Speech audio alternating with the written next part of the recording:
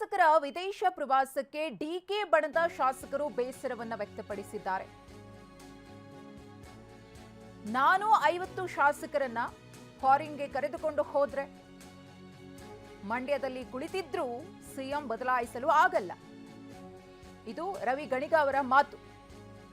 ನಾವೇ ಬೇರೆ ಟೀಮ್, ಅವರೇ ಬೇರೆ ಟೀಮ್ ಎಂದಿದ್ದಾರೆ. ಮತ್ತೊಂದು ಕಡೆ ಬಾಲಕೃಷ್ಣ ಅವರು ವಿದೇಶ ಪ್ರವಾಸಕ್ಕೆ ನನ್ನನ್ನ ಕರೆದಿಲ್ಲ ಎಂದಿದ್ದಾರೆ ಶಾಸಕ ರಂಗನಾಥ್ ಅವರು. ಮಜಾ ಮಾಡ್ಕೊಂಡ್ಬರ್ಲಿ. ನಾವು ಹೋಯ್ತಲ್ಲಪ್ಪ, ನಮ್ ಕೆಲಸ ಜಾಸ್ತಿ ಇದೆ, ಕಾಂಟ್ಯಾಕ್ಟ್ ಇಲ್ಲ, ಹೋಯ್ತಲ್ಲ. ಅವ್ರಿಗೂ ಐತೆ, ಸ್ವಲ್ಪ ಬಿಡು ಮಾಡ್ಕೊಂಡವ್ರೆ. ನಾನು 15 ಸಾವಿರ ಹೋಗಿರ್ಲಿಲ್ವಾ ಇದಕ್ಕೆ ಆಸ್ಟ್ರೇಲಿಯಾಗೆ, ಹಂಗ ಅವ್ರು ಈಗ ಹೋಗವ್ರೆ.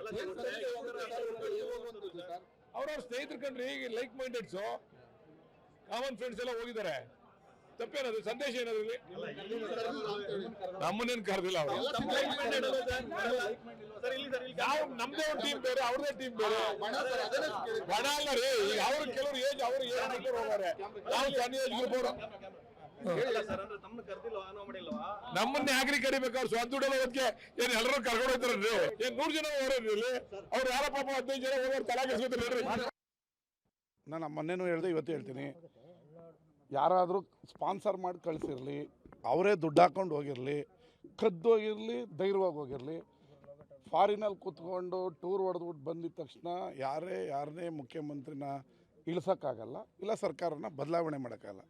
ಇದೇನಿದ್ರು Congress high command, D K Shivakumar ಸಾಹೇಬರು, ಸಿದ್ದರಾಮಯ್ಯ ಸಾಹೇಬ್ರಿಗೆ ಆಗಿರುವಂಥ ಮಾತುಕತೆ.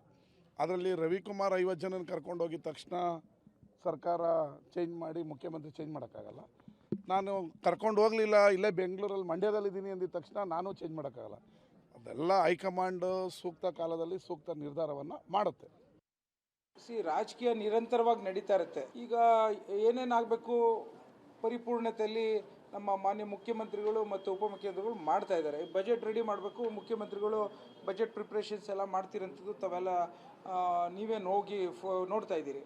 ಸೊ ಹಾಗಾಗಿ ಕೆಲವರು MLAಗಳು ನಿರಂತರವಾಗಿ ಕೆಲಸ ಮಾಡೋಂಥ ಹಿನ್ನೆಲೆಯಲ್ಲಿ ಕೆಲವು ವಿಚಾರಗಳನ್ನು, ಈಗ ಹೈನುಗಾರಿಕೆ ಆಗಲಿ, ಇನ್ನಿತರ ರೈತರ ಕೃಷಿಯ ವಿಚಾರಗಳಾಗಲಿ, ತಿಳುವಳಿಕೆಗೋಸ್ಕರ ಹೊರ ಪ್ರಪಂಚದಲ್ಲಿ ಏನು ನಡೀತಾ ಇದೆ, ನಾವು ನಮ್ಮ ಕ್ಷೇತ್ರದಲ್ಲಿ ಯಾವ ರೀತಿ ಇಂಪ್ಲಿಮೆಂಟ್ ಮಾಡಬೇಕು ಅನ್ನೋ ಹಿನ್ನೆಲೆಯಲ್ಲಿ ಒಂದು ಸ್ವಲ್ಪ ಎಜುಕೇಷನ್ಗೋಸ್ಕರ, ರಿಸರ್ಚ್ಗೋಸ್ಕರ ಅಧ್ಯಯನ ಮಾಡೋದ್ರಲ್ಲಿ ಹೋಗೋದ್ರಲ್ಲಿ ವೈಯಕ್ತಿಕವಾಗಿ ಹಣದಿಂದ ಹೋಗೋದು ತಪ್ಪಿಲ್ಲ ಅಂತ ನಾನು ಭಾವಿಸ್ತೇನೆ. ಆದರೆ ನಮ್ಮಲ್ಲಿ ಹೈಕಮಾಂಡ್ ಇದೆ. ಹೈಕಮಾಂಡಿನ 4 ಗೋಡೆ ಮಧ್ಯೆ ಅಧಿಕಾರದ ವ್ಯವಸ್ಥೆಯ ಮಾತುಗಳು ನಡೆಯುವಂಥದ್ದನ್ನು ನೀವು ಎಲ್ಲರೂ ತಿಳ್ಕೊಂಡಿದ್ದೀರಿ.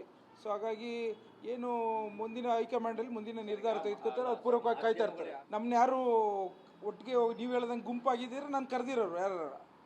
ಸೊ ಹಾಗಾಗಿ ನನಗೆ ಯಾರು ಇನ್ವೈಟ್ ಮಾಡಿಲ್ಲ. ನನಗೆ ನನ್ನ ತಾಲೂಕಲ್ಲಿ ಸಾಕಷ್ಟು ಕೆಲಸಗಳಿದೆ. ನಾನು KDP ಮೀಟಿಂಗ್ ಮಾಡ್ತಾಯಿದ್ದೀನಿ, ನನ್ನ ಹಲವಾರು ಜನತಾ ಸಂದರ್ಶನ ಮಾಡ್ತಾಯಿದ್ದೀನಿ.